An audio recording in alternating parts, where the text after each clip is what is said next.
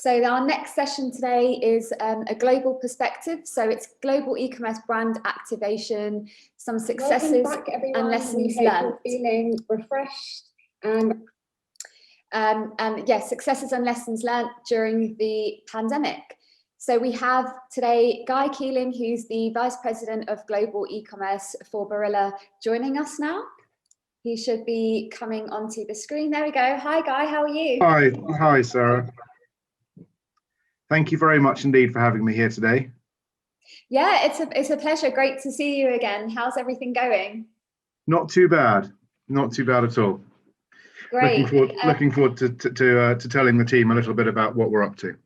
Yeah, really looking forward to hearing from you. And whilst you get your presentation up, I'm just going to tell everyone a little bit about you.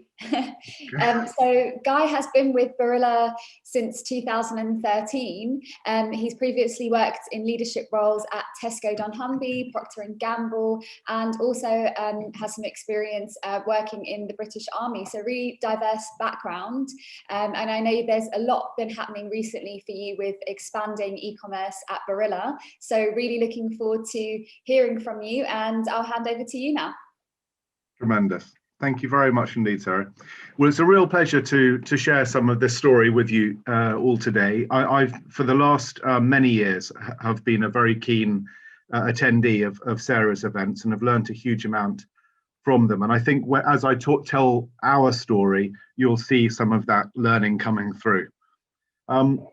So for those of you who are unfamiliar with BARILLA, or maybe know us in the Netherlands, mainly from our crisp bread brand, globally, I think it's important to register that we are an Italian family-owned multinational food company. We do have, of course, a strong crisp bread business, but we're also the world leader in pasta and pasta sauces. We're very proud this year to have been recognized as one of the leading companies in the world through reputation, and in fact first position of all of the food and beverages companies globally, and in 11th position amongst all companies. And when we look at the other companies who we're ranked alongside and around, it fills us with a great deal of pride. And I think it's also worth noting that part of that reputation build has been the fact that we're beginning to do digital pretty well. And that's part of the story that I want to tell you about today. We're also, we've been on a journey with our sort of diversity and inclusion work. And we were absolutely thrilled a couple of months ago to be awarded the Catalyst Award, which for those of you who haven't come across it, it's recognized as being the Nobel Prize for diversity and inclusion, and marks a steady and constant focus in that area, as we've tried to make our workplaces much more inclusive and much more up to date. Okay, so if we think about now our approach to e-commerce or omni-channel, we started that journey, as Sarah said, back in 2013. And over the last 7-8 years, we've now we've expanded that e-commerce effort to over 30 markets. We have over 50 people now working on e-commerce around the world. And you can see from the rankings here that as we keep a close eye on our benchmarking, and we try and understand how we are benchmarked.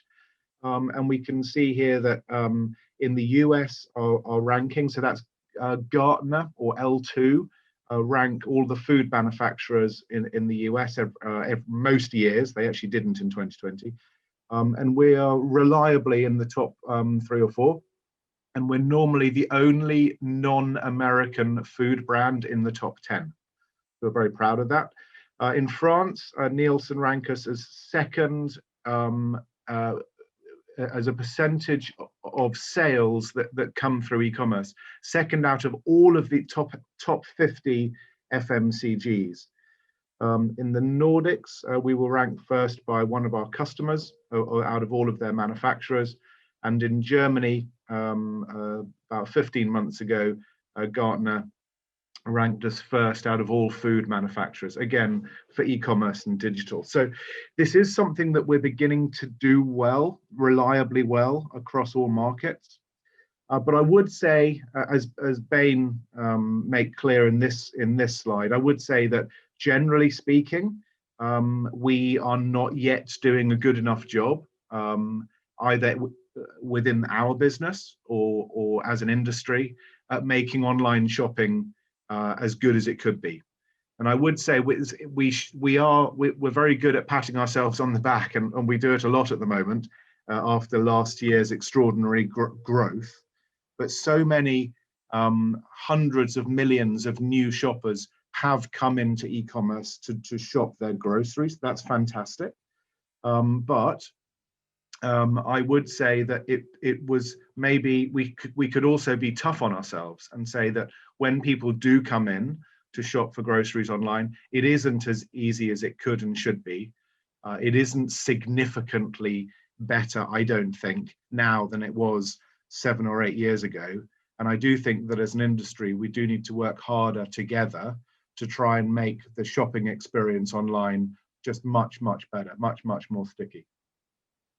So here's our strategy. The where to play is very clear. So there are some particular channels, particular business models within the channel that work very well for basket food. Omnichannel, of course, is probably the biggest. About 90% of our online grocery around the world is through omnichannel, so bricks and clicks. We do some business with pure plays. We've got some early stage experiments really with direct to consumer, and we're just beginning to get into e-food service, and I hope to get onto that by the end of the talk. You'll see there that our target is aggressive. You know, we're aiming for large amounts of our group net sales to be online. We're aiming for market shares online that are ahead of in-store, and we're aiming for same or better customer margins. So that's really what we're shooting for. And the strategic levers there, we have created a center of expertise based in London, which will open over the next few weeks. Which aims to develop and deliver these strategic levers globally. And again, I'll talk a little bit about that during my talk. So this, I'm sure, will be very familiar, or some form like this will be very familiar to you all. This is our how to win strategy, 3 phases, and I'm going to give you some good examples of each of those. But we start off with getting the basics right. The beautiful basics, aiming for the conversion page, trying the conversion of the product detail page, trying to make sure that appears as high up as possible in search and that it is as shoppable as possible, driving conversion. And only when we get that right do we start investing in the joint business plan and thinking about traffic, thinking about quality and quantity of traffic. And once we've got that right, then we start thinking about inspiration and influence. As a food brand, it's very, very tempting for our people to start with the inspiration and the influencing, the videos, the recipes, but we absolutely have to pull them back and get the basics right and get the KPIs, the metrics correct, before we can get into the joint value creation side. So having this very simple, disciplined, adaptable approach has been really powerful, and we use this across all 30 markets. And all of our people describe their business models and their business plans and their customer plans in this way. So when we were setting up and looking at what was going on in the pandemic, about a year ago, you'll appreciate that, you know, with 90% of our online business pulling from stores, so store pick model, of course, in nearly all of our customers around the world. When your pick center, your store, looks like this for weeks on end, you'll remember April, May, June last year, pasta was particularly badly hit in store with out of stocks as consumers stocked up. hand sanitizer, toilet tissue, and pasta were the categories of the moment. It really gave us some challenges, but we were very lucky that we'd already started this journey.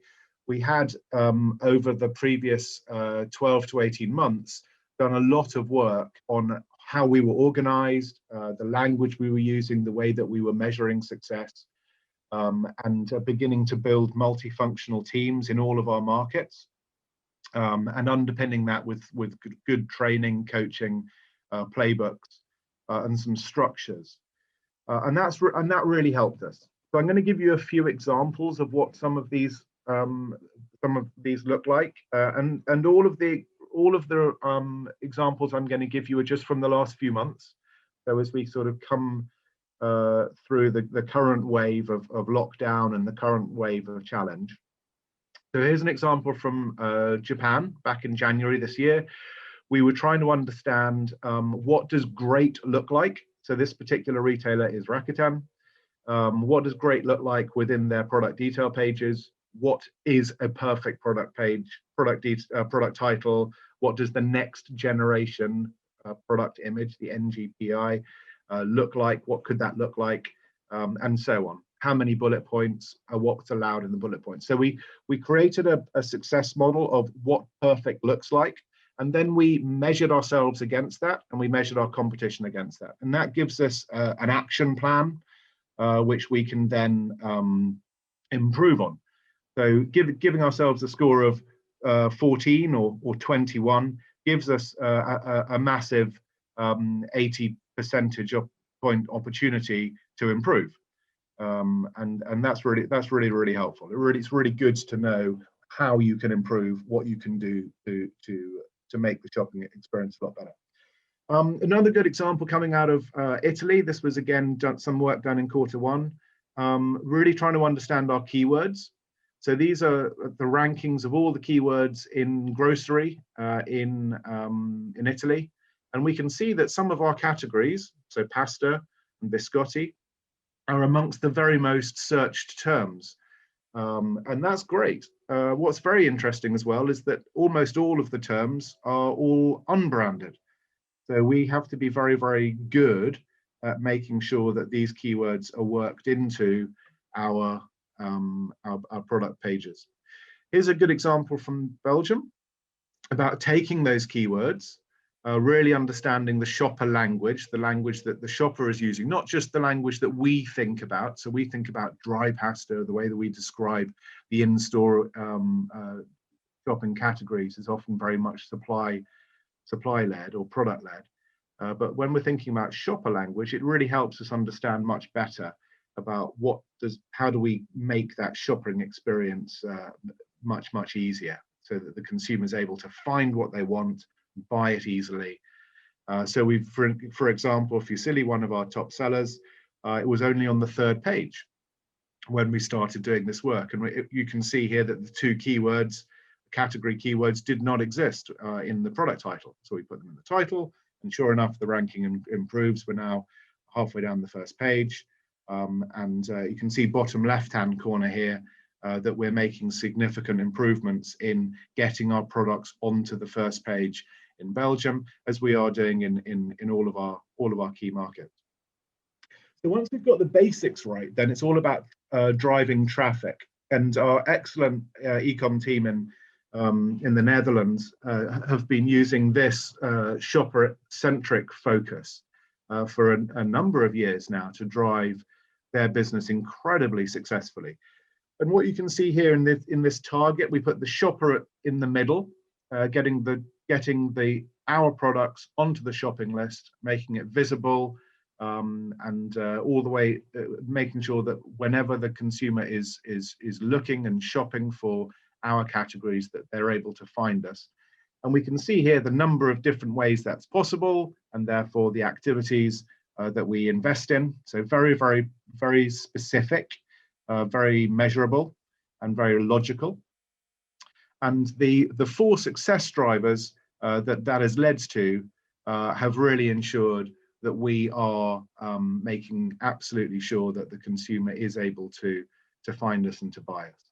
working very much as an omni-channel team, thinking about in-store activation and online activation, very much hand in hand, working very hard to uncover the keywords and getting those keywords into the product detail page.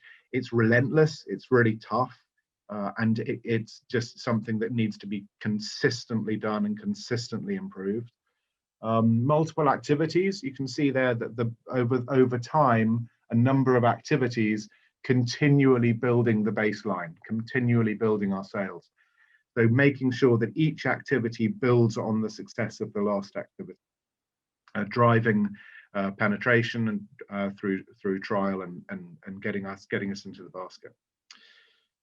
So and collaboration, of course, all of this is underpinned by collaboration, and that's been one of the themes of today's conference. I'm delighted by it. But I do strongly believe that the only way of significantly making the online shopping experience better is through collaboration. Last example I'll give you. So this is from phase 3. So this is much more about inspiration and trying to create that really interesting shopping experience.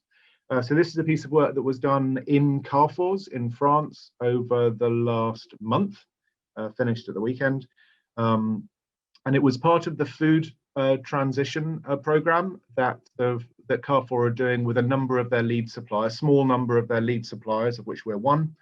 And it's a really nice idea of using live stream and videos, using nutritional scores, linking that with promotional products and recipes.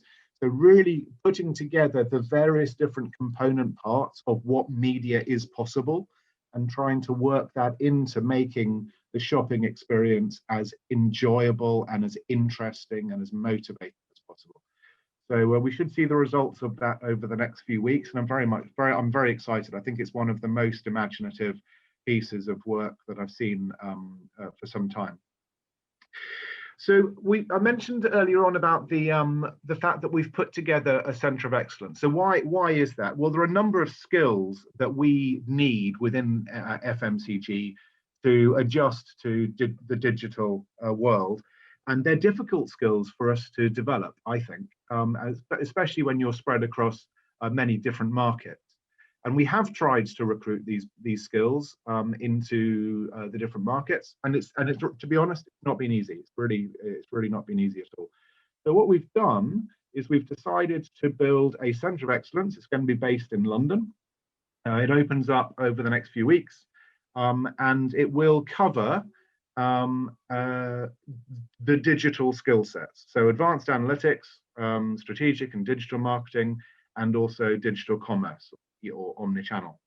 So we've put these teams together. It'll be initially around about 30 people, but it will build up from there, working very closely with the markets. So working out to 30 plus markets across the world, and working very closely with our head office in Italy to bring these digital skills into the way that we do our business. So trying very hard to accelerate the culture of the organization, accelerate decision making, accelerate our growth, and the Centre of Excellence will be headed up by our Chief Marketing Officer, although the e-commerce element will continue to report through the global sales.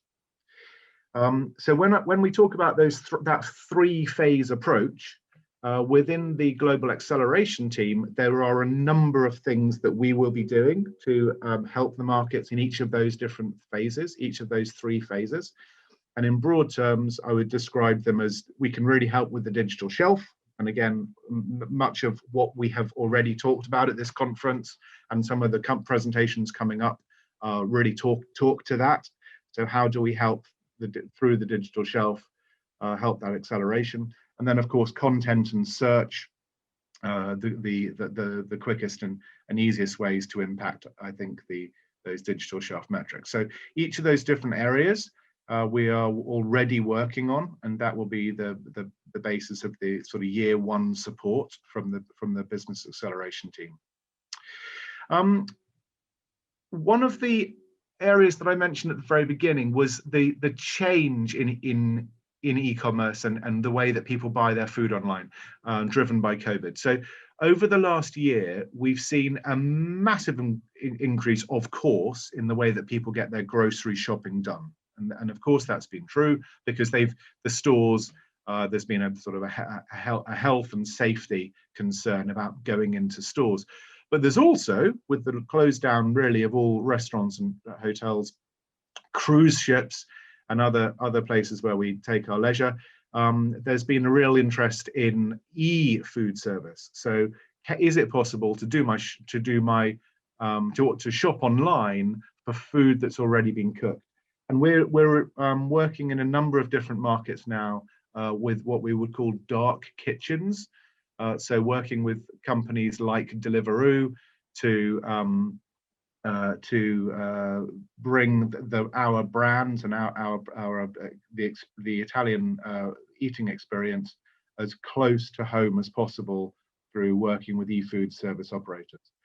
So I think that's a very, very interesting area, and I would expect that maybe even to come into some stores in a sort of a fully omni-channel way. We talked a little bit earlier on about learning from China. Alibaba's Hema stores, of course, have offered this sort of blend of food service and in-store and online all together, and I would expect that will be available elsewhere, and we really want to be part of that. Finally, how do we measure success? What we're trying very hard to do is to really simplify measurement.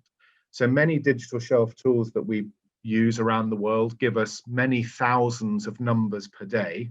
What I'm trying very hard to do is to work us down to one number, or certainly not very many numbers.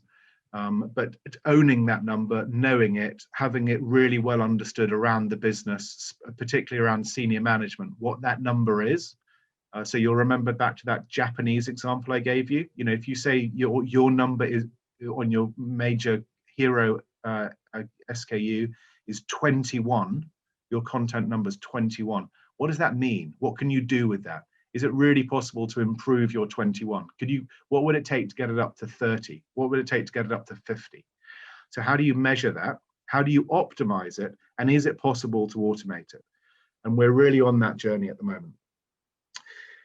So I hope that's been useful and interesting. A real pleasure to tell you a little bit about the journey we've been on. Thanks very much indeed for that opportunity, Sarah. Thank you so much, Guy. That was really insightful, as completely expected, and really excited to see your e-commerce acceleration centre opening. I would love to visit. I'm looking forward to showing you around. Yeah, I would love to. We can turn it into a field trip as part of our events. Okay, excellent. Yeah, I think everyone can learn from that, and I think that's really the way forward with how e-commerce is accelerating. So we've had a couple of questions come in for you. We have time for one. It's quite a specific event, so a specific question. It's around search. So with the retailers that you're working with, it would be great to hear a bit about how do you understand, like, what are the keywords that are most searched within your category, and how do you really get your products high up on the digital shelf when people are searching for those keywords? Yeah, okay, it's a good and important question. Yeah. So the advice I give to our e-commerce account managers is to ask the shopper, ask the retailer. Right. And I think the very best question that you can ever ask your customer is, help me understand how I can make shopping easier. Yeah. And part of that is about being found. So I would say that the retailers where we have had the biggest improvements in our search rankings are honestly where we've asked the question and we've been given a decent answer.